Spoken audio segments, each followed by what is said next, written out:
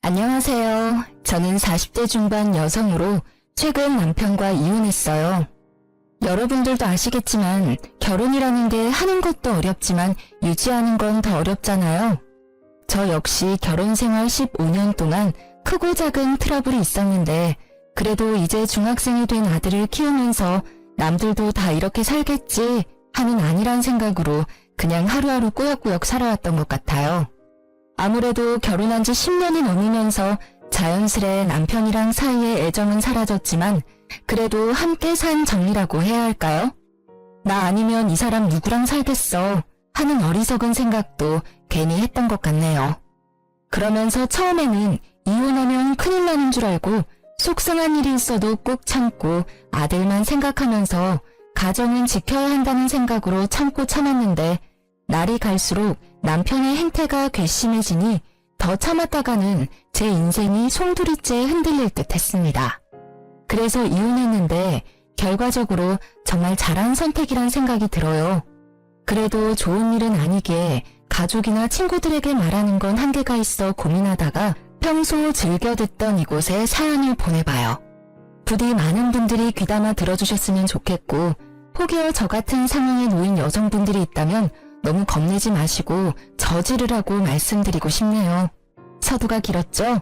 그럼 지금부터 제가 이혼을 결심한 이유와 그 과정에 대한 이야기를 시작해 볼게요. 저랑 남편은 같은 직장에서 만나 2년 정도 비밀 사내 연애를 했어요.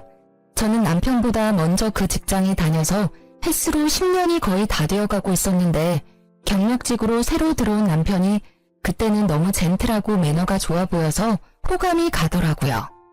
그러던 찰나 남편도 제가 마음에 들었는지 회식 후에 둘이서 따로 술 한잔씩 하는 날이 늘었고 남편이 사귀자고 고백을 해서 사귀게 됐답니다.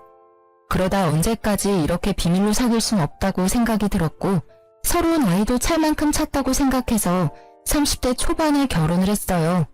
남편이랑 결혼하고 나니 매일같이 일어나 출근하고 퇴근하면 또 만나서 같이 집으로 오는 생활이 되더라고요. 물론 처음에는 신혼의 콩깍지가 씌어서 너무 좋았어요. 매일 사랑하는 사람과 일상을 공유하고 서로 아는 사람들도 많이 겹치니 회사 일도 다 알고 자연스레 이야기할 것도 많잖아요.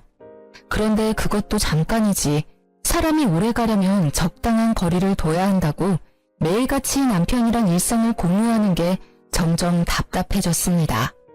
굳이 비밀을 만들어야 하는 건 아니지만 서로 모르는 게 없이 다 알고 있으니까 이건 뭐 각자의 사생활이 전혀 없는 겁니다. 그래서 친구들이 남편이랑 한 회사 다니니까 좋겠다고 하면 그리 좋은 것만도 아니라고 말하고 다니던 때였어요. 그러다 제가 임신을 하게 됐는데요. 사실 저희는 서로 돈을 좀 모으고 자리를 잡은 뒤에 아기를 갖기로 했었는데 남편이 여행 가서 분위기 잡다가 계획보다 이르게 아기를 가지게 된 거였죠. 그렇다 보니 처음에는 너무 당황스러웠는데 그래도 우리가 엄마 아빠가 된다니 너무 설레고 떨려서 가슴이 벅차오르더라고요. 그래서 둘이서 정말 우리 아기 잘 키워보자고 다짐도 많이 했답니다.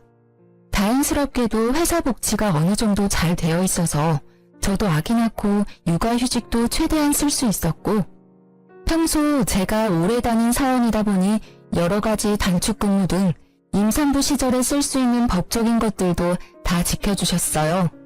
그렇게 아기를 낳고 1년여간의 육아휴직 기간을 거쳤는데 막상 아기를 키우다 보니 1년의 시간이 참 빠르게 흐르더라고요. 저는 일하는 게 버릇이 되었기 때문에 아기가 너무 이쁘지만 한편으로는 빨리 복직해서 일을 하고 싶었어요. 그런데 보수적인 남편이 이렇게 어린 아기를 어린이집에 맡기고 어떻게 일을 다니겠냐면서 회사를 그만두고 아기 키우는 데에 전념했으면 좋겠다고 말을 하더라고요. 결국 10년 넘게 다닌 회사를 그만두라는 건데 고민이 됐어요. 그래서 일단 해보는 데까지는 해보겠다고 하고 아기를 어린이집에 맡기고 워킹맘을 시작했었죠. 그런데 막상 어린이집에 보내니까 아기가 너무 어려서 그런지 이런저런 감기와 질병에 너무 많이 걸리는 겁니다. 그러다 보니 어린이집을 제때 보내지 못하는 상황이 생겼고 자연스럽게 남편 대신 제가 상사 눈치를 보면서 반차나 연차를 내는 상황이 반복되더라고요. 평소 책임감이 강해서 일 잘하고 꼼꼼하다는 평가를 받던 저였는데 일하다가 아기 보러 뛰어가는 상황이 계속되니 일에 집중도 안 되고 동료들 눈치도 보이고 제가 생각해도 이건 좀 아니다 싶었어요. 그렇다고 양가 부모님들이 봐줄 수 있는 상황도 아니었고 정신 차려보니 늘 저만 마음 졸이면서 발을 동동거리고 있더라고요. 그렇게 저도 모르게 반복되는 일상에 조금씩 지쳐가고 있었는데 남편이 집안도 엉망이고 회사에서 당신 욕하는 것 같다면서 회사를 그만두고 아기 키우는 데 전념을 하라고 재차 말하는 게 아니겠어요? 지금 생각하면 못 들은 척하고 그 고비만 잘 넘겼으면 됐는데 이미 몸도 마음도 많이 약해진 저는 그만 그 제안을 받아들였습니다. 이건 정말 나중에 두고두고 후회가 되는 부분이었어요. 그래도 그동안 일해놓은 경력이 있으니 일자리는 아기를 어느 정도 키워놓고 다시 구하면 될 거라고 안일하게 생각을 했고 결국 사표를 냈습니다. 그렇게 저는 흔히 말하는 경단녀의 길로 접어들었어요. 문득 정신을 차려보니 10년여간 다니던 회사를 그만두고 아기를 키우고 집안 살림을 하며 산 지도 어느덧 10년째더라고요. 진짜 세월이 언제 이렇게 많이 흘렀나 싶을 만큼 빠르게 지나간 것 같아요. 그동안 눈에 넣어도 안 아플 것 같았던 아기는 귀여운 초딩이 되어 무럭무럭 자랐고 저도 이제야 한숨 돌릴 수 있을 것 같았습니다. 그런데 갑자기 남편 회사에 문제가 생기면서 제 시름이 깊어졌어요. 남편은 제가 퇴사한 후 함께 다니던 회사를 그만두고 IT 계열 회사로 이직해서 꽤 오래 다니고 있었는데요. 아무래도 이쪽 계열은 머리 회전이 빨라야 하기 때문인지 나이가 들수록 더 많은 노력을 해야 한다고 하더라고요. 남편도 마찬가지여서 점점 젊은 직원들은 치고 올라오는데 본인은 젊을 때 감각이 안 나오니까 성과는 없지 상사 눈치 보랴 밑에 직원들 눈치 보랴 회사에서 매일 어려움을 겪는 것 같았습니다. 이맘때쯤 항상 술에 취해 들어와서 아이랑 저랑 자고 있으면 굳이 깨워서 아빠는 힘들게 일하고 왔는데 편하게 자고 있느냐면서 술주정을 부리는데 진짜 미치겠더라고요. 평소에도 사실 친구들 중에서 자기만 외벌이라고 장난식으로 투덜투덜 댔었는데 이게 장난 반 진심 반이었는지 계속 승진 심사에서 누락되고 좌천이 되면서 월급까지 깎이니 그 스트레스를 저에게 푸는 겁니다. 가계부를 쓰라는 둥, 씀씀이가 왜 이렇게 해프냐는 둥. 외벌이 월급이 뻔해서 아끼고 살아온 저였는데 이렇게 제 전업주부 생활을 후려치니 너무 짜증나더라고요. 뭐야, 못 보던 건데 또 옷 샀어? 남편은 매일 회사에서 젊은 애들 눈치 보느라 진이 빠지는데 와이프는 집에서 탱자탱자 놀면서 돈 쓸 국리나 하냐? 무슨 소리 하는 거야. 이거 원래 있던 옷이야. 전에 백화점에서 당신이 좋다고 사준 거잖아. 기억 안 나? 그리고 내가 무슨 집에서 탱자탱자 논다고 그래? 당신이 청소를 해, 빨래를 해, 요리를 해. 나 없으면 여기 마구간이야. 당신 일하느라 힘든 건 아는데 그렇다고 그걸 나한테 풀면 안 되는 거 아니야? 아, 됐어. 집에서 노는 네가 뭘 알겠어.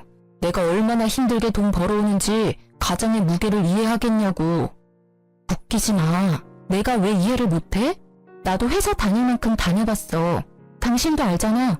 처음 우리 회사 와서 힘들다고 징징거리는 당신 내가 뒤에서 얼마나 챙겨줬는데 배은망덕도 유분수지? 그게 언제적 일인데 얼마나 할 말이 없으면 그걸 끄집어내냐?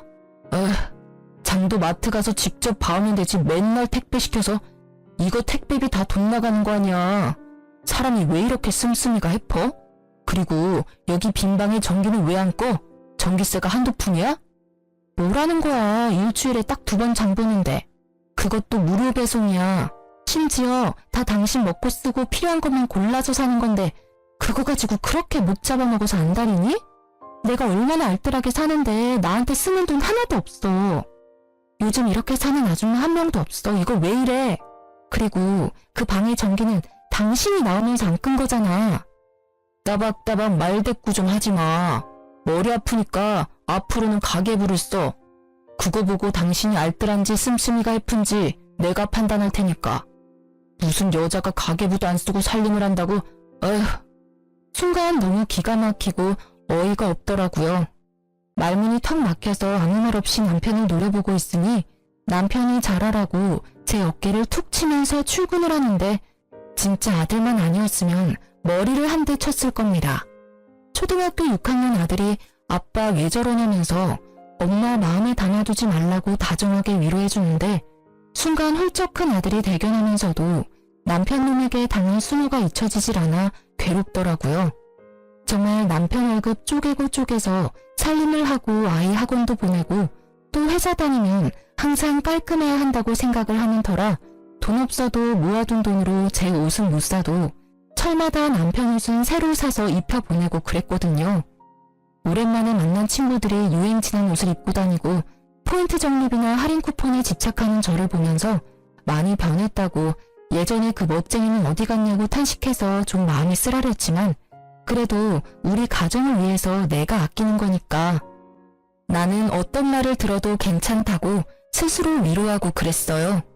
그런데 이런 제 노력은 하나도 알아주지 않고 혼자 돈 번다고 유세를 떠는 남편을 보니까 일하느라 힘들어서 그렇다고 이해하고 넘어가기에는 저도 사람인지라 너무 짜증나고 화가 나더라고요. 그래서 너무 기분이 나빠서 재취업을 하려고 알아보기 시작했습니다. 아이도 많이 컸고 남편 회사 일이 그렇게 안 풀린다는데 저라고 언제까지 집에 있을 생각은 없었거든요. 그런데 사람 일이라는 게 뭐든 제 마음대로 되는 건 아니잖아요. 예전에 다녔던 경력이 있으니까 웬만하면 다 될 줄 알고 여기저기 이력서를 냈는데 조건이 좋은 곳은 전부 제 나이와 오랜 경단 기간을 아쉬워하며 탈락을 통보했어요. 그래서 눈높이를 낮춰서 작은 회사에도 이력서를 냈는데 서류는 붙어도 이상하게 면접에서 떨어지기 일쑤더라고요. 한창 회사 다닐 때는 정말 자신감 있고 적극적인 성격이었는데 저도 모르는 사이 10년 넘게 살림만 하면서 주눅이 들었나 봐요. 그렇게 자꾸 떨어지다 보니 가뜩이나 떨어진 자존감이 아주 땅을 지나 지하 수백 미터로 쿵 처박혔습니다. 정말 내가 왜 이렇게 됐지? 옛날에 당당하게 회사 다니면서 동료들이랑 주고받던 대화도 그립고 작지만 소중했던 월급도 그립고 제가 전업주부로 살아왔던 날들이 모두 후회스러운 건 아니지만 되돌릴 수 있다면 회사를 그냥 다녔을 것 같다는 생각이 들더라고요. 그런데 이런 제 마음도 모르고 남편은 위로와 응원을 해주기는커녕 매일 퇴근하고 돌아와서 저를 들들 볶는 겁니다. 이력서 썼어? 어디 냈어? 리스트 뽑아봐봐. 무슨 리스트를 뽑아. 그냥 3-4군데 내봤는데 아직 연락이 없네. 기다려봐야지 뭐. 당장 취업될 거라고는 생각 안 했어. 아, 답답한 소리 한다. 3-4군데 내서 연락이 없으면 30-40군데는 넣어봐야지. 연락 없다고 이렇게 기다리고만 있을 거야? 그래서 어떻게 취업을 해? 왜 이렇게 사람을 들들 볶아 진짜? 당신 너무한 거 아니야? 나도 취업 잘 안 돼서 우울하고 힘들어. 근데 더 힘든 건 뭔지 알아? 남편이란 사람이 이렇게 나를 업신여기는 거야. 마음 약한 소리 좀 그만해. 언제까지 그렇게 온실 속 화초처럼 살 거야? 밖은 야생이야 야생. 내가 당신 잘 되라고 그러는 거지 못 되라고 그러는 거야? 충고해주는 거 잘 들어야 회사 생활도 잘하지. 그래서 뭐 어떤 충고를 해줄 건데? 이런데 알아봤어? 내가 지나가다 보니까 일자리 박람회가 많더라고. 구청이나 시청에서 당신처럼 취업 못하는 사람들 집에서 놀지 말고 일하라고 이렇게 많이 정보를 주는데 이런 거 하나도 안 알아봤지? 나처럼 세세하게 알아봐주는 남편 있는 줄 알아? 고맙게 생각해. 이건 노인 일자리 박람회잖아. 내가 노인이야? 이게 세세하게 알아봐주는 거야? 됐어. 내가 알아서 해. 남편이 저에게 알아봤다며 건네준 팜플렛은 시니어 일자리 박람회였어요. 일하고 싶은 욕구는 있지만 일자리 찾기가 어려운 어르신분들을 위해 공공근로나 호텔 청소 같은 일자리를 알아봐주는 거 그거요. 근데 제 나이가 이제 40대 중반인데 제가 시니어는 아니잖아요? 그냥 남편은 제 입장에서 제 경력, 제가 하고자 하는 일, 적성 이런 것 따위는 안중에도 없고 나 혼자 돈 벌기 힘드니까 아무 일이나 대충 해서 그냥 돈 벌어와라 이런 마인드인 게 너무 열받더라고요. 그래도 시간은 흘러서 아이가 중학교에 입학하게 됐습니다. 남편 수입은 확 줄어들었는데 중학교에 입학한 아이, 사교육비는 더 늘어나면서 감당이 안 되더라고요. 줄이고 줄였지만 학원비가 이렇게 센 줄 몰랐어요. 그렇다고 안 보내자니 요즘은 친구도 학원에서 사귄다는데 이제 막 학교에 적응하는 아들을 생각하니 차마 못 끊겠더라고요. 그래서 결국 생활비를 아끼려고 있던 집을 전세 주고 좀 더 작은 집으로 옮겨가기로 했습니다. 그런데 남편은 그동안 왜 이렇게 돈을 못 모았냐면서 내가 벌어다 준 돈을 다 어디에 썼냐고 화를 내는 겁니다. 진짜 이렇게 가세가 기운 게 전부 제 탓이라고 하는데 사실 그동안 보너스나 성과금 많이 받을 때에도 남편이 저에게 갖다 준 건 일도 없었거든요. 저는 오로지 남편 월급에서 생활비로 주는 돈만 갖고 여기저기 알뜰하게 쪼개 사용을 해왔는데 이런 식으로 저를 몰아가니 진짜 어이가 없었어요. 그래도 어쩌겠습니까? 이때는 당장 이혼할 것도 아니고 진짜 쫌생이다 생각하면서 뒤로 욕하고 말았어요. 그런데 남편이 구멍난 생활비를 시모에게 말했고 겨우 돈을 빌렸다면서 앞으로 살림을 알뜰하게 잘하겠다는 내용의 각서를 자기 앞으로 쓰라고 헛소리를 시전하더라고요. 진짜 시간이 지난 지금 생각해도 이때를 떠올리면 피가 거꾸로 솟고 가슴이 터질 것 같은데요. 더 짜증나는 건 사춘기인 아들이 남편 말을 듣고 열받아서 자기 방에 쾅 문을 닫고 들어가는 거예요. 한창 예민한 시기 아들인데 이렇게 아빠가 엄마를 무시하고 집안 분위기를 흐트리니까 얼마나 싫겠어요. 저뿐만 아니라 아들까지 남편놈 때문에 영향을 받는다고 생각을 하니까 진짜 이렇게 살아야 하나 싶더라고요. 그래서 오랜만에 만난 친구에게 하소연을 좀 했습니다. 여태까지는 제가 제 얼굴에 침 뱉기 같아서 남편 욕을 거의 안 했는데 거의 2시간 가까이 그간 있었던 일들에 대해 말하고 울분을 터뜨리니까 친구가 이렇게 심각했었냐고 그렇게 어떻게 사냐고 저를 위로해 주더라고요. 이 친구는 저와 달리 결혼하지 않고 혼자 사는 골드미스였는데 마케팅 회사를 다니며 승승장구해서 부장까지 달고 돈도 많이 벌더라고요. 다른 회사지만 저랑 비슷한 시기에 입사해서 신입 시절, 대리 시절 다 거쳤는데 저도 결혼하지 말고 그냥 회사나 열심히 다닐 걸 후회가 됐어요. 그래서 앞으로 어떻게 살아야 할지 모르겠다고 하니 친구가 너무 안타까워하면서 요즘은 회사 말고 창업을 하는 사람도 많다고 조심스레 말을 하는 겁니다. 그동안 회사 취업만 생각했지 창업은 정말 아이디어나 재주가 특출난 사람만 하는 거라고 생각했거든요.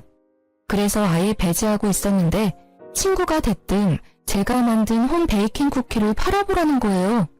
사실 제가 전업생활을 오래 하면서 아이가 어릴 때는 시간이 없었지만 유치원 다니고 할 때부터는 휴식 시간이 좀 생기더라고요. 그래서 평소에 관심 있었던 홈 베이킹 쿠키를 취미로 하려고 꾸준히 배우고 만들어 왔었거든요. 평소에 제가 먹거나 아이랑 남편 챙겨주고 나서 남은 것들은 예쁘게 포장해서 친구들 선물로 주고 이웃들에게도 나눠주고 시댁이랑 친정에도 보내는 등 다양하게 활용을 했었어요. 만들 때는 재료 준비하랴, 숙성시키랴, 계량하랴, 오븐 구우랴 손 가는 게 많아서 번거롭지만 다 만들고 나면 너무 뿌듯하고 특히 맛있게 먹어주는 사람들을 보면 이 맛에 베이킹하는 거지 라는 성취감도 들었답니다. 워낙 아가씨 때부터 베이커리 카페 다니는 걸 좋아해서 보는 눈이 생겼는지 받는 사람들이 전부 너무 이쁘고 맛있다면서 이런 거 하나 차려서 하라고 말은 했었거든요.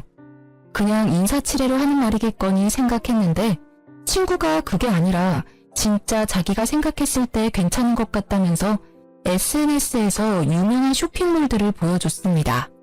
살펴보니 조금 손이 많이 가기는 하지만 그 정도는 다 제가 할 수 있을 듯 했습니다. 보다 보니 이렇게 하면 더 예쁘고 맛있겠는데? 하는 아이디어도 마구 떠올라서 친구에게 말했더니 대박이라며 맞장구 쳐주더라고요.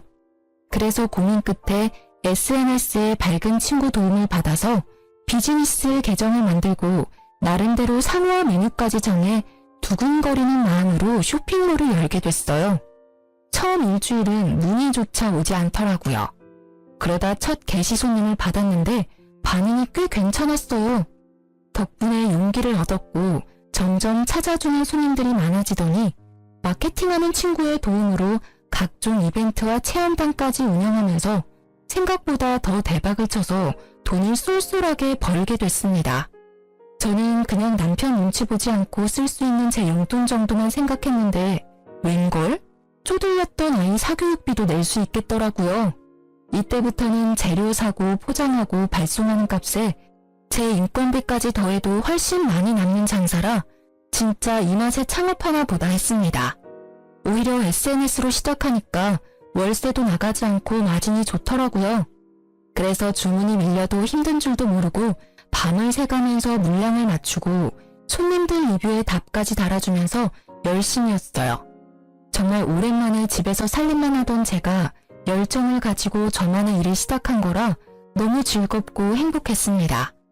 진짜 돈이 문제가 아니라 무너진 제 자존감이 다시 세워지는 기분이 들어서 정말 좋더라고요. 저를 도와준 친구도 너무 잘 됐다면서 얼굴이 너무 좋아졌다면서 절대 그만두지 말라고 용기를 주더라고요. 까탈스러운 사춘기 아들 녀석도 제가 밤새 일하는 걸 보면서 힘들면 하지 말라더니 제가 너무 행복해하니까 엄마가 좋으면 자기도 좋다고 저를 꼭 안아주는 게 아니겠어요. 하지만 양치가 있으면 음지도 있는 법이죠. 정말 아이러니하게도 그렇게 일하라고 떠밀던 저희 남편은 제가 일하는 걸 탐탁치 않게 여기더라고요. 요즘 저녁이 아주 맨날 배달이네. 돈이 남아 도나 봐. 요즘 단체 주문이 좀 들어와서 밥할 시간이 없어서 그래. 이번 주만 넘어가면 괜찮을 거니까 내가 그때 맛있는 거 해줄게. 당신이 돈을 벌면 얼마나 번다고 밥할 시간이 없대? 그래봤자 푼돈이잖아. 누가 보면 돈 꽤나 버는 줄 알겠다. 무슨 말을 그렇게 해? 당신이 관심 없으니 몰라서 그렇지. 나 꽤 벌어. 내가 요즘 당신한테 애 학원비 밀렸으니까 붙여달라고 하는 거 봤어? 다 내가 내고 있어. 당신 입고 있는 그 와이셔츠랑 바지 그거 새 거잖아. 다 내 돈으로 사서 입혀주는 거야. 알고 말해. 됐어. 그냥 반죽 가지고 장난칠 시간에 근처 빵집이라도 취직해서 정상적으로 좀 살아. 이게 뭐야? 집꼬라지하고는. 뭐 인정합니다. 혼자 모든 걸 하니까 집안일이 어려워지긴 했어요. 그런데 누구나 처음에는 일과 생활을 조율하는데 적응하는 기간이 필요하잖아요. 진짜 갓 사업 시작해서 열심히 하려는 사람한테 초치는 것도 아니고 그렇게 일해서 돈 벌어 오라고 하더니 돈 번다고 하니까 집안일 열심히 하라는데 어이가 없었어요. 정말 나랑 한번 제대로 싸워보자는 건가 싶기도 하고 제가 뭘 해서 얼마나 버는지 관심은 1도 없으면서 반죽 가지고 장난치지 말고 빵집에라도 취직하라면서 정상 비정상 운운하는 남편을 보니 한심하더라고요. 그래도 남편은 늘 꽉 막힌 사람이었으니까 제 기준이 낮아서 그런지 몰라도 이때까진 그냥 참을만 했어요. 그런데 오랜만에 만난 가족 행사에서 시누이를 만났는데 남편 놈이 지 누나라고 제 이야기를 많이 했나 보더라고요. 어처구니 없게도 신우까지 저를 약올리는 말들을 서슴없이 하는 겁니다. 옳게 요즘 일하느라 바쁘다면서? 아, 네 형님. 그냥 소소하게 일하고 있어요. 아직 처음이라 힘들긴 한데 그래도 재밌어서 할만해요. 이 일이 재밌으면 되나? 그게 무슨 일이야? 동생 말 들으니까 돈 좀 번다고 집안일에는 손 놨다면서? 나도 일해봤는데 2가지 한 번에 잘하기 힘들어. 특히나 그런 사업은 하나부터 10까지 옳게가 해야 하는데 끝까지 잘할 수 있겠어? 괜히 힘 빼지 말지 그래? 그게 무슨 말씀이세요? 저보고 일하지 말라는 거예요? 아유, 내가 옳게 걱정돼서 하는 말이야. 기분 나쁘게는 듣지 말고 사업은 뭐 아무나 하나? 요즘 개나 소나 다 사업한다고 창업한다고 하니까 옳게 귀가 얇아졌나 본데 다 그것도 한때야 한때. 형님, 저 지금 너무 열심히 잘하고 있어요. 응원까지는 안 바랄게요. 그냥 신경 쓰지 말아주셨으면 해요. 화났어? 아니 내 말은 솔직히 쭉 잘 되리란 보장 있어? 막말로 집에서 10년 넘게 애보던 여자가 사업한다고 날뛰는데 옆에서 지켜보는 가족들은 걱정이 되지. 이게 걱정하는 사람의 말이었을까요? 진짜 신우이만 아니었으면 머리채를 휘어잡았을 거예요. 어쩜 이렇게 남매가 똑같이 말을 못되게 하는지 무슨 학원이라도 다녔나 싶을 만큼 얄밉더라고요. 정말 100번 양보해서 신우이 말대로 사업한다고 하는 가족이 걱정되고 염려돼서 조언을 해줄 수는 있어요. 하지만 제가 열심히 하고 있으니 신경 쓰지 말아달라고 간곡히 말을 했으면 듣는 신우이라도 해야 할 거 아닙니까? 나이도 별로 차이도 안 나면서 손이 신우이라고 저를 자꾸 가르치려고 들고 비아냥거리는데 이건 뭐 잘 되지 말라고 저주하는 것도 아니고 정말 듣는 입장에서 기분이 많이 나쁘더라고요. 너무 빡쳐서 원래는 시댁 행사에 나눠주려고 가져갔던 가전제품 선물들이 있었는데 하나도 주지 않았어요.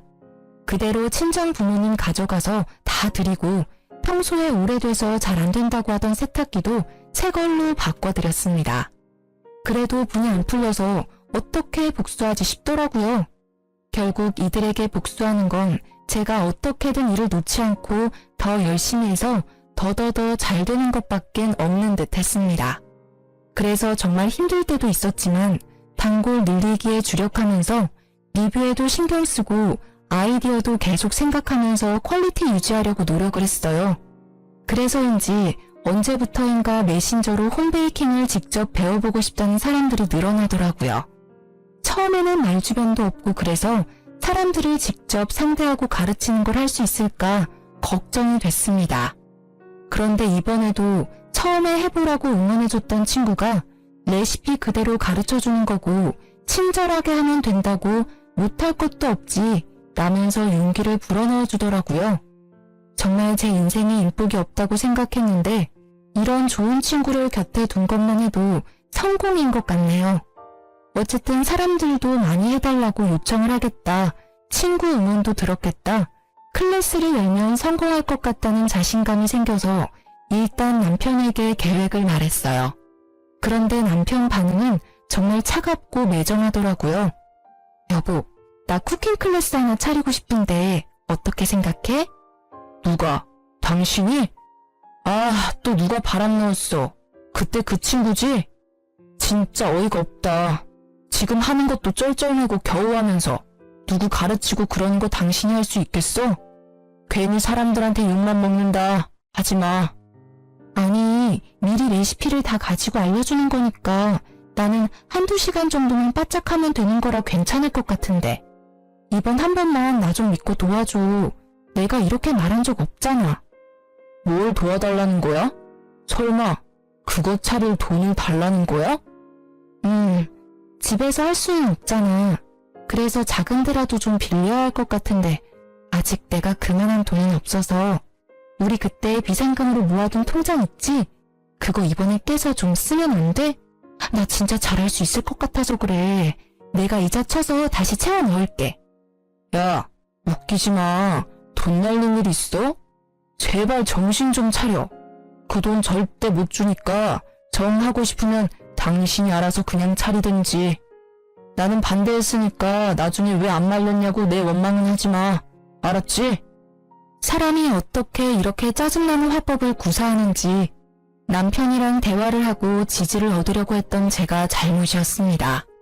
매사에 부정적이고 꼬여서 어떻게든 제가 하는 생각과 일은 절대 안 될 거라고 말을 하는데 이런 사람이랑 살아온 제가 회사 면접에서 주구장창 떨어진 건 어찌 보면 당연한 일이겠죠.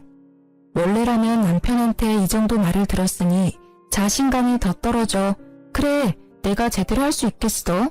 그냥 접자 했을 겁니다. 그런데 저는 이미 SNS 쇼핑몰에서 한번 성공을 맛봤잖아요. 정말 성공의 단맛은 강렬하더라고요. 남편의 반대에도 불구하고 저는 자신감을 잃지 않고 그래 내가 알아서 할게 두고 봐라 하는 마음이 생겼어요. 그래서 친정 동생에게 SOS를 쳤습니다. 제 말을 들은 친정 동생은 처음에는 망설이다가 이왕 하는 거 제대로 하라면서 응원을 해주더라고요. 정말 지금 생각해도 친정 동생에게 감사할 따름이에요. 그렇게 결국 작은 동네 골목에 쿠킹 클래스를 열었고 원데이 클래스랑 창업반을 만들어서 홍보를 했어요. 이번에도 마케팅은 친구 도움을 많이 받았습니다. 확실히 제 생각처럼 수요가 많아서 대박이 났어요. 처음에는 제 베이킹 쿠키를 사가던 손님들이 주로 찾아왔는데 입소문이 나면서 기념일을 앞둔 사람들이나 실제로 베이커리 카페를 열고 싶은 분들이 찾아와 배워가고 어플에 좋은 후기를 써주시는 겁니다. 그걸 보고 전혀 모르는 분들이 찾아오기도 하고요. 전업주부 하면서 제가 살림을 했었잖아요.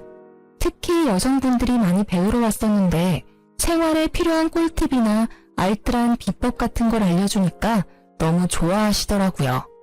그러면서 저도 점점 손님들 대하는 게 편해지면서 친해지기도 하고 자연스럽게 인맥도 넓어져서 정말 큰 도움이 됐어요. 그분들이 친한 언니처럼 저를 대하면서 아는 사람을 또 데려와 주기도 하니까 제 생각보다 가게가 더 잘 됐습니다. 그렇게 1년 가까이 쿠킹 클래스를 운영했더니 다시 옛날에 살던 큰 집을 구해 갈 수 있을 정도가 됐어요. 물론 돈을 번다고 해서 제가 허투루 쓰지 않고 꼭 필요한 데만 쓰고 모았던 결과이기도 했죠. 어쩌면 오랜 주부 생활이 낳은 결과이기도 하겠네요. 아무튼 이렇게 제 쿠킹 클래스가 잘 되고 나니까 생각지도 않았던 일들이 벌어지기도 했습니다. 제 사업에 대해 비아냥거리던 남편 누나가 안 망하고 1년이나 계속 유지를 하니까 궁금했나 봐요. 한번 친구랑 같이 와서 배워보고 싶대서 그러라 했는데 괜찮아 보였는지 자기도 창업반에서 배우고 2호점을 차리면 안 되냐고 계속 떼를 쓰는 겁니다. 너무 황당하고 웃겨서 표정 관리가 안 되더라고요. 그런데 문제는 이뿐만이 아니었습니다. 가만히 있던 남편 역시 자기 누나가 하는 걸 보더니 자기는 그럼 셔터맨 하면 안 되냐고 하더라고요. 진짜 사람이 너무 기가 차면 말이 안 나오는 거 아시나요? 무슨 소리 하는 건가 뇌가 잠시 정지되어 쳐다만 보고 있었어요. 그럼 부끄러움이라도 좀 느낄 줄 알았는데 전혀 아니었습니다. 생각해보니까 나 회사 곧 잘릴지도 모르잖아. 그런 회사 불안해하며 다니느니 집안일하면서 내조하는 게 더 낫지 않을까 싶어서. 당신도 혼자 살림하고 일하기 힘들었잖아. 나 도우미 쓰고 있었어. 몰랐어? 아무튼 지금 한 말 진심이지? 그럼 당신도 가계부 쓰고 살림 제대로 해. 가계부는 내가 매일매일 퇴근해서 확인할 거고 당신처럼 나도 배달음식 질려서 못 먹겠어. 매일 저녁에 12첩 반상해서 차려줘. 나 한 번 입은 옷 또 못 입으니까 매일 세탁해서 다려놔주고 애 숙제랑 학원 픽업까지 구멍나는 스케줄 없게 해줘. 할 수 있겠어? 그게 뭐 어렵다고. 집에서 놀면서 다 할 수 있는 일이지. 할게. 콜. 너무나 뻔뻔하게 구는 남편을 보니 기가 막혔습니다. 자존심이고 뭐고 하나도 없는 사람처럼 굴더라고요. 정말 이게 내가 알던 그 남편이 맞나 싶고 한편으로는 어디 한번 너도 당해봐라 싶었습니다. 그래서 바로 카드를 던져주고 가계부 쓰면서 살림 제대로 하라고 으름장을 놨어요.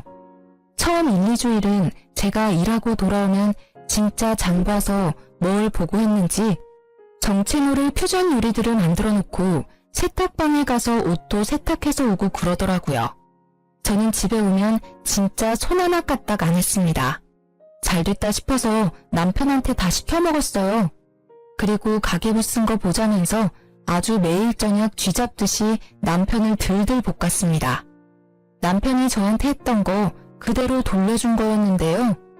처음에는 툴툴거리던 남편도 자기가 여기서 성질내면 저한테 했던 일들이 잘못된 일이라는 걸 시인한다고 여겼는지 꾹 참고 괜찮다면서 이 정도야 뭐 하면서 저한테 모든 걸 맞춰주는 것 같더라고요. 그래서 뭐 살 때도 저한테 허락받고 사라고 더 압박했습니다. 욱하는 거 참는 남편 보는 게 너무 재밌더라고요. 이런 줄도 모르고 셔터맨 하겠다고 한 거냐면서 속으로 고소했어요. 그런데 이런 생활도 잠시뿐이었습니다. 제 앞에서 머리 조아리며 수긍하던 남편이 언제부터인가 살림을 제대로 하지 않고 밖으로 나가놀기 시작하는 겁니다. 자기는 할 만큼 했다면서 제가 돈을 그렇게 벌고 자기가 살림을 다 하는데 이 정도도 못 쓰냐면서 제가 준 카드로 옷이며 지갑을 사고 유흥비를 막 쓰더라고요. 대체 어디까지 가나 두고 보자 했더니 가계부도 없고 결국에는 제가 절대 쓰지 말고 비상금으로 두라고 했던 퇴직금으로 저 몰래 외제차까지 뽑아서 다니는 게 아니겠습니까? 진짜 신우의 말처럼 사업이라는 게 언제까지 잘 될지 모르잖아요. 그래서 남편 퇴직금은 아이를 위한 비상금으로 두고 싶었는데 저만 믿고 홀라당 그걸 써버렸으니 진짜 어이가 없었어요. 저는 전업주부에도 절대 이렇게 돈을 안 썼거든요. 그래서 더는 지켜보기 힘들어서 남편에게 각서를 쓰라고 했습니다. 당신 살림 시작하면서 뭐라고 했어? 어려운 일 아니라며 잘할 수 있다며. 그런데 하나도 제대로 하는 게 없고 이게 뭐야? 당신 예전에 나보고 살림 잘하겠다고 각서 쓰라고 했었지? 당신도 각서 써. 지금 당장. 아, 그만 좀 해. 자존심 상해서 진짜. 돈 번다고 유세 좀 부리지 말라고. 유세? 나는 당신한테 받은 그대로 해주는 거야. 그리고 내 돈 가지고 흥청망청 쓰는 사람한테 이 정도 요구도 못해? 당신이 잘했어 봐. 내가 이러는지. 당장 카드 내놔. 당신은 내가 피땀 흘려 벌어온 돈 쓸 자격이 없으니까. 남편 지갑에서 카드를 빼내려고 하는데 필사적으로 막더라고요. 진짜 제가 무슨 큰아들을 키우는 것도 아니고 너무 어이가 없었어요. 한사코 말리는 남편을 피해 지갑에서 카드를 꺼냈고 눈앞에서 바로 가위로 서걱서걱 잘라버렸습니다. 그 모습을 바라보던 남편이 씩씩거리면서 각서 쓸 테니까 종이를 가져오라고 하더라고요. 바로 종이랑 펜이랑 인주도장까지 싹 다 갖다 줬습니다. 그리고 살림을 잘하겠습니다. 생활비를 아껴 쓰겠습니다. 아내에게 대들지 않겠습니다 등등 머릿속에 떠오르는 대로 불러줬고 몇 번 자존심 상했는지 멈칫멈칫하긴 했지만 남편도 불러주는 대로 곧잘 쓰더라고요. 저는 속으로 푹 웃으면서 그 모습을 동영상으로 찍었습니다. 남편은 열받아서 그런지 제가 찍는 모습도 모르는 것 같았어요. 오늘 날짜를 적고 인주의 도장까지 찍는 것까지 보고 바로 신우이에게 동영상을 전송했어요. 진짜 자기 동생이 당하는 이 수모를 보고 얄미운 신우이가 어떻게 반응할지 너무너무 기대가 되더라고요. 아니나 다를까 바로 전화가 바리바리 쏟아졌습니다. 여보세요? 네, 형님. 동영상 잘 보셨어요? 옳게. 아무리 그래도 남편인데 이게 뭐야? 너무한 거 아니야? 자기 아빠를 이렇게 개무시하는데 애가 뭘 보고 배우겠어? 형님, 오해하지 마세요. 이거 전부 다 예전에 애 아빠가 저한테 하라고 했던 거고요. 저 개무시하는 거 이미 애가 다 봐서 보고 배울 것도 없어요. 그건 그렇고 형님한테는 구두로 말할게요. 이호점 절대 못 차려드리니까 꿈도 꾸지 마세요. 뭐? 왜 말이 달라? 지금 그거 차리려고 우리 전세금도 뺐는데 이제 와서 그게 무슨 소리야? 이거 사기야, 사기. 형님, 착각하셨나 본데 저희는 계약서 한 장 쓴 거 없고요. 저는 그러라고 허락해드리지도 않았어요. 형님 혼자서 북치고 장구치고 다 했는데 제가 뭘 어떡해요? 사업은 뭐 아무나 하나요? 헛수고하지 마세요.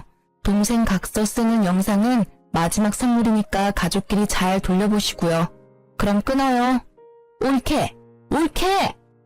신우이와 제가 통화하는 걸 본 남편이 얼굴이 울그락불그락해져서 자기 동영상 찍었냐면서 미쳤냐고 막 이성을 잃고 달려들더라고요.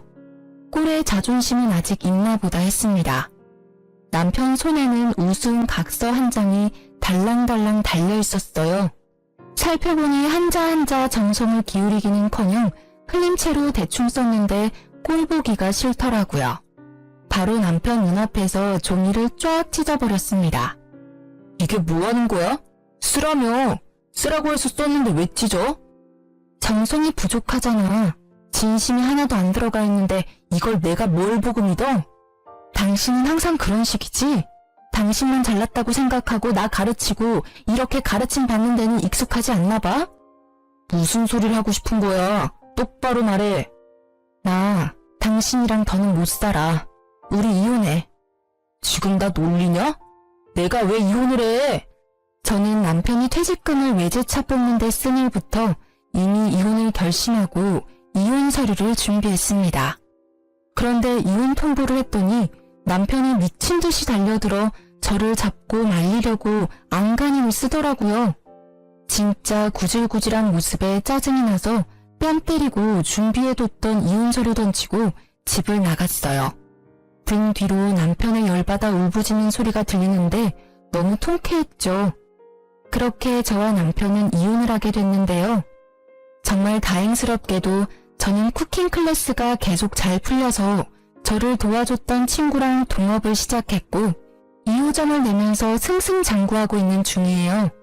신우이는 저한테 제대로 배우지도 않고 무리해서 쿠킹 클래스를 열었는데 실력이 부족하니까 아무리 홍보를 잘해도 초반 반짝이지 나중에는 파리만 날려서 월세도 못 내고 빚만 떠안았다더라고요. 저희 수강생 중에 신우이 쿠킹 클래스 다녀온 분도 있었는데 어찌나 욕을 하던지 속이 시원하던 거 있죠? 심지어 전 남편은 신우이 쿠킹 클래스에 투자를 했는데 같이 빚쟁이가 돼서 다시 취업을 하려고 하지만 나이가 많아서 재취업도 힘들고 생활비 벌려고 여기저기 아르바이트 하러 다닌다고 하더라고요. 진짜 이 통쾌함은 뭐라 표현이 안 되는 것 같아요. 막혔던 가슴이 뻥 시원해지고 10년 묵은 채증이 확 내려간다는 게 이런 느낌이구나 싶더라고요. 정말 살면서 잊지 못할 인연들이 많지만 전 남편과의 결혼 생활은 정말 잊고 싶은 추억이에요. 생각해보면 남편 말을 듣고 회사를 그만둔 것부터 꼬여버린 실타래가 아니었나 싶기도 한데요. 어쨌든 저는 제 전업주부 생활이 아쉽기는 하지만 사랑하는 아들을 건강하고 바르게 키워냈다는 것 하나는 정말 자부할 수 있는 업적이라고 생각한답니다. 사실 전업주부, 워킹맘 모두 가정을 위해 헌신하고 자기 자식을 사랑하는 건 마찬가지잖아요. 그런데 이런 노고를 몰라주고 깎아내리기 바쁜 남편은 도저히 참을 수 없는 치욕이었습니다. 이제라도 그 수치감에서 벗어나게 돼서 다행이고 앞으로는 정말 주체적으로 제 삶을 살아갈 거예요. 사랑하는 아들과 으쌰으쌰 하면서 지내보겠습니다. 그럼 지금까지 제 이야기를 들어주셔서 감사해요. 여러분들도 더 밝은 내일을 사시길 바라겠습니다.